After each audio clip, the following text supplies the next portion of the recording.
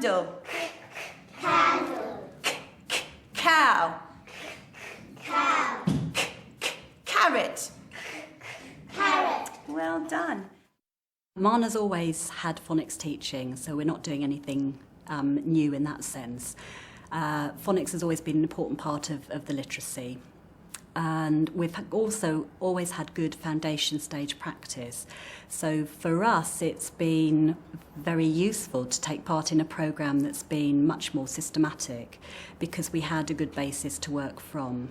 In our school, we've got 60 children in reception. The classes are full, 2 classes of 30. And we've got 2 teachers, EAL support for about 2 days a week, and always at least a TA each. And everybody in the team is trained to teach phonics. This is what I've taken out of my handbag. This is cash. We call this cash. Money. Cash money. £20 money. So exciting, isn't it? That's all the money from my bag. That's all I've got, okay? So we're going to think about the word cash. Now, what I need you to do, like you do every day, is to tell me all the words that you can think of that rhyme with cash. The phonics sessions themselves are 15 minutes in the day, so you know it's short, frequent and often, and then the playing with sounds is linked to everything they do, which is what you would normally do as an early years practitioner anyway, playing in the water, getting them to make sounds like splish, splash, splosh. Splash, splosh, splash, splosh, splash, splosh. Stumble, trip, stumble, trip, stumble, trip. Swishy, swashy, swishy, swashy, swishy, swashy. If the children are not hearing the sounds, if they're not using the sounds, they're not going to be able to write, they're not going to be able to read. Remember, this is the only one where you can stick your tongue out at the teacher. Want to see your tongue? Off you go. The concentration on sounds and words and letters is there throughout everything they're doing, which makes it much easier, I think, for the children. He was doing this. He was going through the cabbages. Can you be a curvy caterpillar crunching the cabbages? Ready? Get your hands ready. Off we go. They were delicious, those crunchy cabbages. The Rose report was really interesting for me when it came out to look at what it said.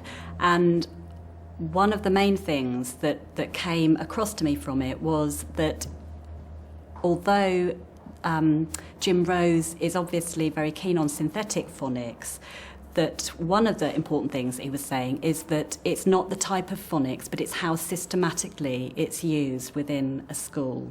The children come in and they do a phonics session in the morning, every morning. And we basically start off the day like that. You know, we have some songs and that, and then we go into phonics. And we've got sort of groups of about half a class size. And the children are at different stages. We've got stages 1 to 5 currently. And the children move between the stages. If we feel that the child's not coping at that stage, we'll move them down a stage. If we think they're excelling, which currently at stage 5 some of them are, we'll move them up a stage. And because we have such small groups, 15 children, we really know the children well. It can be done in any area of the curriculum. When the children are studying mini-beasts, they might be searching for mini-beasts that all begin with the first phoneme, the same first phoneme. They're trying to write the names of the mini-beasts by sounding out the words. At Marner, many of the children who come into reception speak little or no English. We all know English is a complex language, and it's mentioned in the Rose report that it's important not to leave anything to chance, and I think that's exactly where we're at, that children are not going to just pick up and understand the issues within the language itself, but they need to be explicitly taught it, particularly because of their own language needs.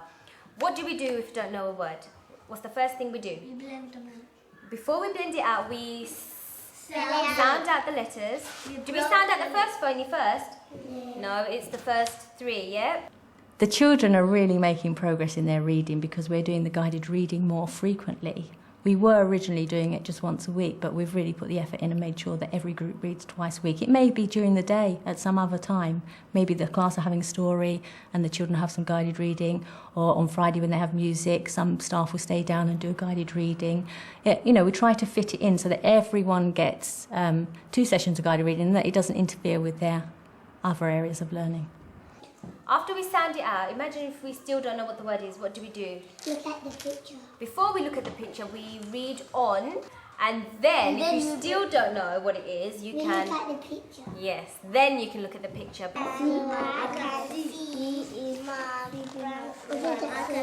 She is clean the car. I can see my cat.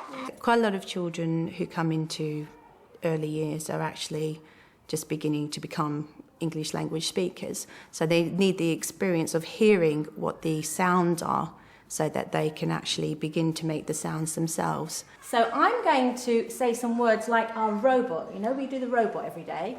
I'm going to say some words to you and I want you to tell me what the robot is saying by blending the sounds, okay? Listen. K, a, sh. M, a, sh. Mash. L, a, sh. Flash. Okay, so if I say to you cash, I want you to go k, a, sh. And then write cash on your board, and then I want you to underline each sound, remembering to put one line under this diagram. Could everybody write the word wish? Wish. We did that this week. Sound it out, wish. There's been a sharp rise in the quality and the sophistication of the vocabulary that the children are using. Ish.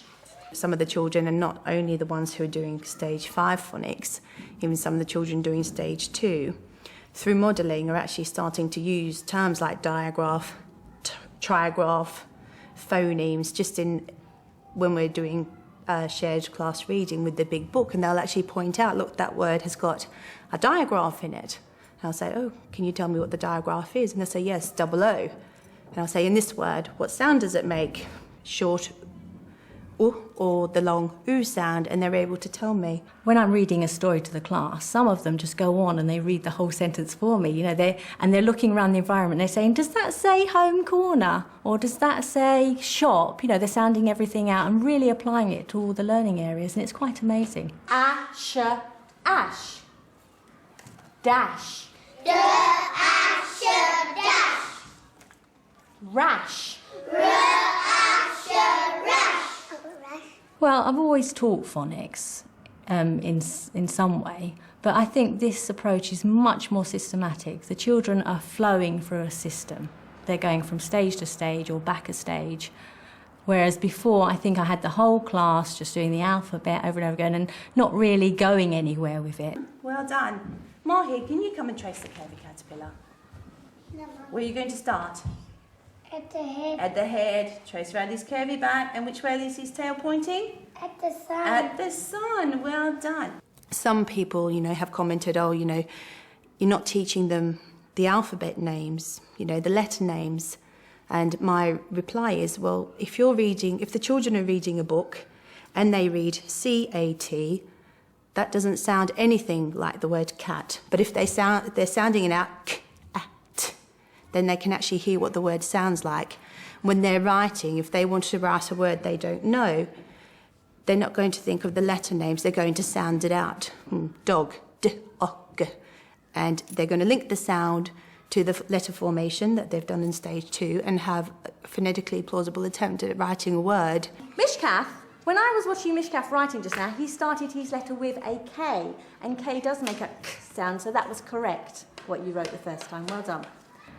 One little boy in the class this morning actually wrote one of the words starting with K, and it was the sound k, but he used a K, which was correct. It's just an error. And what I'd probably do is, it depends on the child's confidence all the time. You have to be, how teachers are always balancing this and that. So with him, I didn't want to damage his confidence. So I just said, well done, you've identified the right letter sound. You've got the next letter sound. He had the whole word except for the initial letter sound. And then That child is going to be in that group for quite some time. We'll be doing revisions, and then maybe next time he'll remember it started with a C and not a K.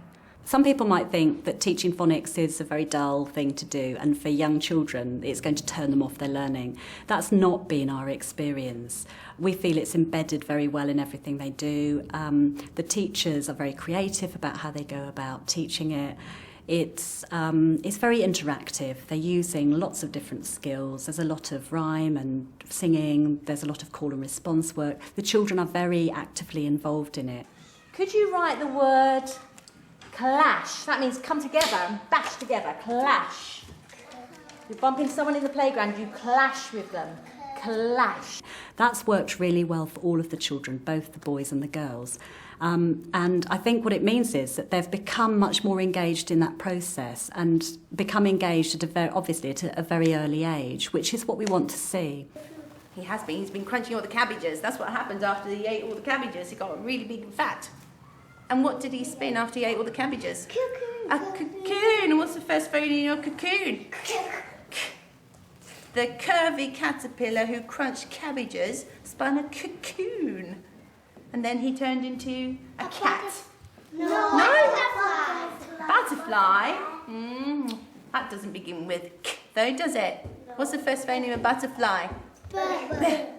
It's not boring for the children at all because they're always advancing. They're not just sitting there day in, day out doing the letters. If they know that, they'll just move to the next stage. So it's never boring for them. They're always progressing. They're always moving somewhere. And so each day could be different for them. Or, after a half a term, they'll be doing something different.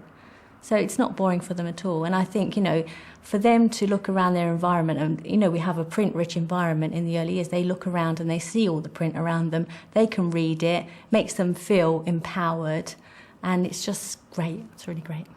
We don't push the children on unless they're actually ready for it. If they're not ready to move to stage 2, then we provide them with activities they can continue on with, to get them ready to move into stage 2, get them ready to be able to hold a pen so they can start to form the letters correctly. A huge benefit for the children and for the school is that we're very, very clear about where they are in terms of their learning, their language and their learning at the end of their reception year, which means that they've got a really good head start when they move into year 1. What we're hoping is that the impact of that will be that we need to offer less intervention programmes higher up the school.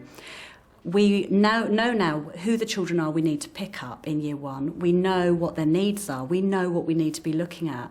And I don't think we've ever before had that position. We've not been in that position to know enough about their learning needs at that point. And I think it will really benefit us and the children. They are much more successful learners. They're more motivated to read and write. It has a big impact on what they're doing. And, it's just going to make it easier for the children as they progress through the school. What's that? 1 shiny wet nose, 2 big furry ears, 2 big goggly eyes. It's a bear! It's a bear. I know that there's a big debate about phonics and about foundation stage early years teaching. And for me, the issue isn't about either or. I think that both things, the creative teaching, the 6 areas of the curriculum, and the phonics teaching and the more systematic work can be done together hand in hand. What I need to know is that something will work for my children, and if it works, then I'm going to use it. It's not about whether you're for or against one side of that argument, and I think that that's what's really, really important for us. Caterpillar. Caterpillar. Cake. Cake. Cat. Cat. Well done. Let's see if we can do it again a little bit faster.